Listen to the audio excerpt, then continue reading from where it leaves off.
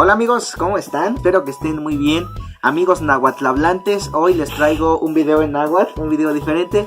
Y traigo una pequeña invitada, una amiguita chiquitita, una sobrina mía. Y bueno, vamos a presentarla. ¿Cómo te llamas? Santiago.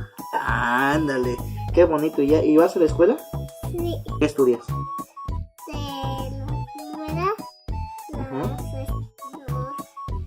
nombres. Vamos a contar los números del 1 al 10, pero en náhuatl. ¿Llama? Llama.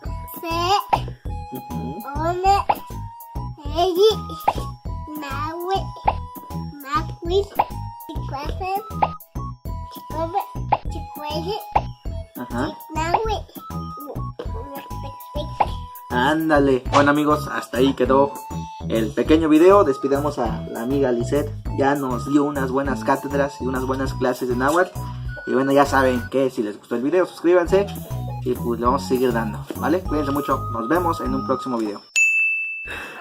Hola, buenos días. ¿Cómo amaneciste? ¿Ya descansaste? Qué bueno, qué bonito día. Adiós, adiós, adiós. ¡Eh! ¡Bravo! Espérate. 1, 2. Ya. Hola, buenos días. Con esta piedra vamos a matar a esa gallina. Shh. Ándale. Hola, buenos días. Ay, otra vez.